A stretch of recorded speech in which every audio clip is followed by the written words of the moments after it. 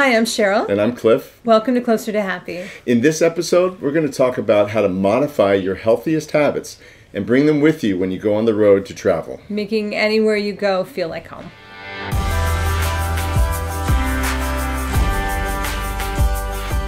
So we're pretty psyched because within a week we're going to be going back to Portugal for 3 months this time. So it's going to make the trip very different than the last one. I think for the last one we really were on vacation. So we kind of partied like rock stars the whole way and ate what we wanted. Didn't really work out, although we were walking crazy distances. So we did get a decent workout, but we really fell off of our morning routine. That really makes the difference between a place feeling like you're visiting it and feeling like you're living at it. And we're really trying to experience Portugal as it might be if we move there, because that's really the ultimate goal here, is to see if that's what we want to do. Trying to modify our healthy habits and bring them with us isn't just to be goody two-shoes. It's about being able to bring home with you. So we wanted to talk a little bit about our morning routine and the tricks that we use to reset our circadian rhythm when we travel so that it's not such a shock to the system.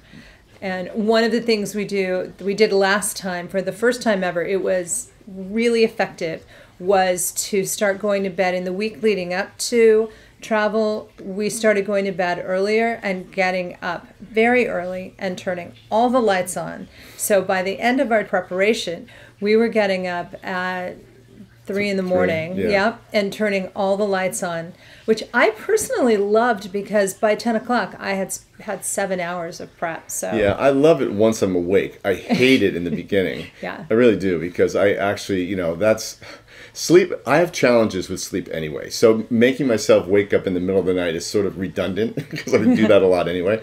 But this does set our clock, and so what happens is when you land, your jet lag is minimized very much when you get there. You kind of jump right into the scene on the time zone that you're going to. It really helps a lot. The other thing that we do that should be easy to do in Portugal is we always start our morning with lemon water, and that alkalizes your system, and it's in room temperature lemon water, by the way. And it just wakes your body up like in a really cool way. And then after the lemon water, we have athletic greens, which I highly, highly recommend. Love athletic greens, full of probiotics, prebiotics, loads of vitamins.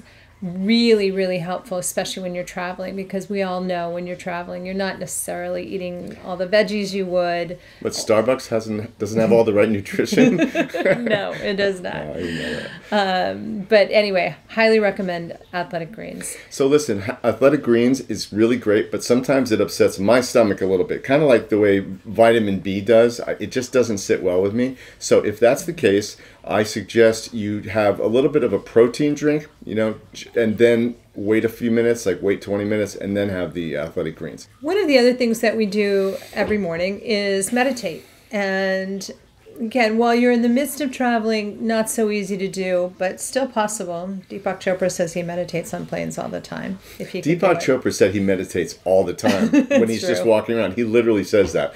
So okay, maybe he is just in alpha state permanently, and that's something to strive for. We're not quite there. No, but it is something that we plan to continue to do while we're traveling or while we're staying in Portugal at our place. The other thing we do is we stretch every day. And we either do just a short asana practice, just getting sun salutations in, which always feels really good, stretches everything in your body. And that's something you can do, especially after traveling a long way. You really want to be stretching. You're lugging suitcases that are like 50 pounds on, if you just went to the gym and picked up two 50-pound weights and started throwing them into the car and running through an airport, it would absolutely stress your whole body out. So no matter what, before you travel, stretching is super important.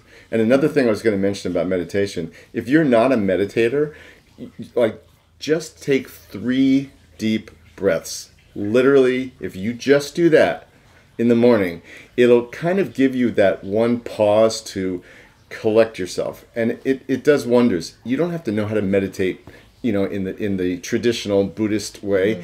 Just breathe and take a few pauses. Well, one thing that I just I was listening to Andrew Weil on a podcast. I love podcasts.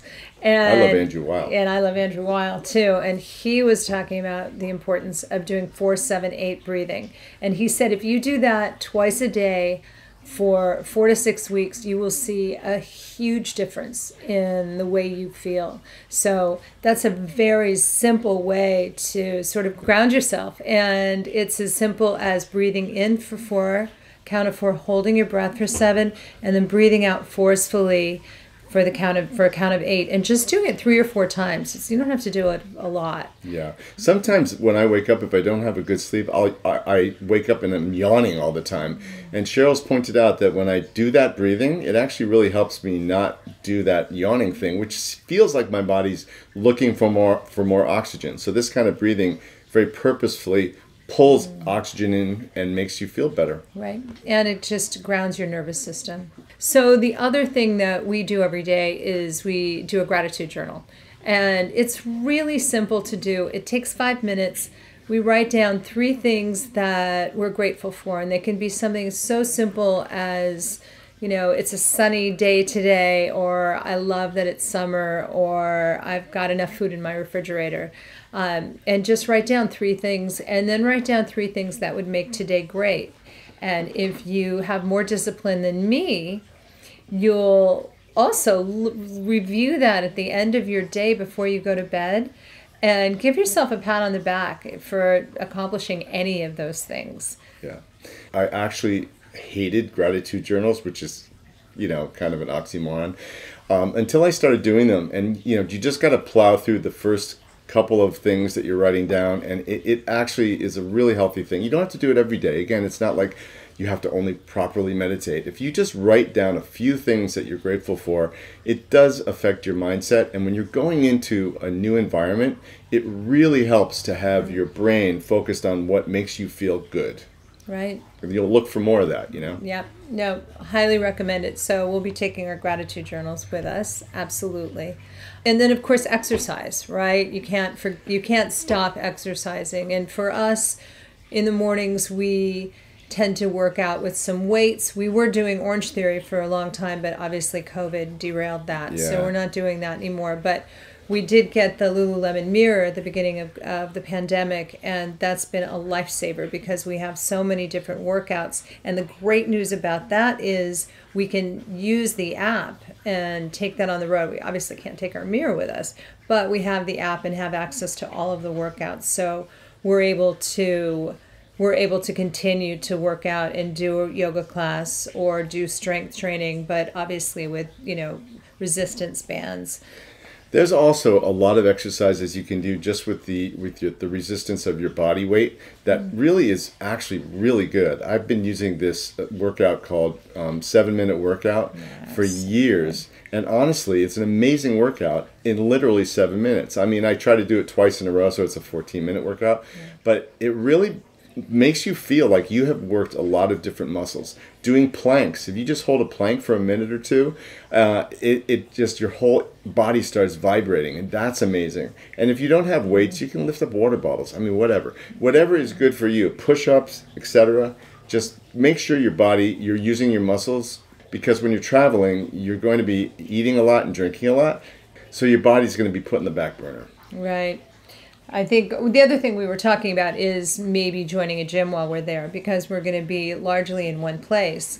I think it makes sense for us to try that. I think it'll also give a real sense of community and what it's like to actually live there. So I'm looking forward to that. I want to give that a shot. It'll be interesting to see how many people speak English. We really like to try to speak the language of where we're going, and we've been studying Portuguese, but we've been studying Italian for a year and a half. And Portuguese we just started, and it's very difficult. So they may just ask us to not try to speak Portuguese because the way we do it. Yeah. Go back to English, I'm sure. Please. Obrigado. One of the things that you mentioned was eating and drinking to excess, like we all do when we travel and go on vacation. And really, since we're going for such a long time, we can't afford to do that and drink alcohol every day or eat sugar or eat, pasta or a lot of. Luckily, the food in Portugal, there's so much access to beautiful fresh vegetables and fresh fish, and so that part of it's pretty easy. And to the flour navigate. does not do what the flour does here, and so you really can eat more of that stuff. But what Cheryl's talking about is really the overabundance of intake, and Americans are, this is the way we are in general. So we tend to overdo things. And when you're traveling like that, you really need to pay attention to how you're feeling, or the experience of the place won't be great.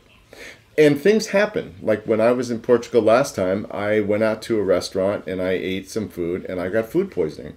And I was so freaking sick that one night. And of course, every time you're sick these days, you're assuming you have COVID. Yep. I didn't. We haven't gotten COVID yet, by the way. So, we're hoping that we can avoid it still. But I was really sick from that. And when you're in a foreign country and, you're eating food you don't know, like the restaurant food is really good there. But this one time I had something that wasn't great. So if I had been abusing myself leading up to that, I wouldn't have recovered from that as fast as I did. You were kind of abusing yourself leading up to that. Was I? Not as much as I used to. I guess. Okay. I guess that's true. That's fair. So we all have these images that we're better than we are. So I'm sorry. I was probably completely fabricating my memory of that. I think so. Sort of recapping just the importance of bringing your healthy habits with you, incorporating new ones if you need to, or at least finding ways to adapt the habits that you have at home to your travel situation is going to really help you stay mentally in a good headspace, physically feel good, and really able to fully be present and enjoy your trip. Yeah, more than anything, all the stuff that we're saying is really just our way to sort of make ourselves normal. So when we're there, it is us the way we normally are approaching the world. So then we can experience that place without any kind of distortions.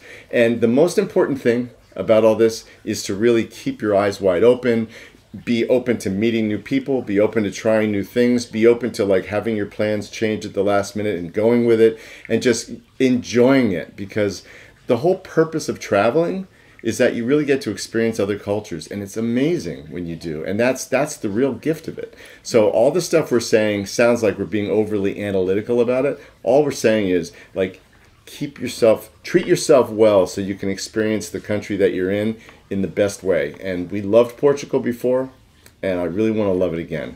I'm sure we're going to love it again. Yeah. Anyway, if this was helpful to you and you're enjoying following on our journey, please subscribe down below and hit the like button. And hopefully the next time we see you, we'll be in Portugal, or at least on our way. Yeah. Right? Yeah. Yeah. Okay.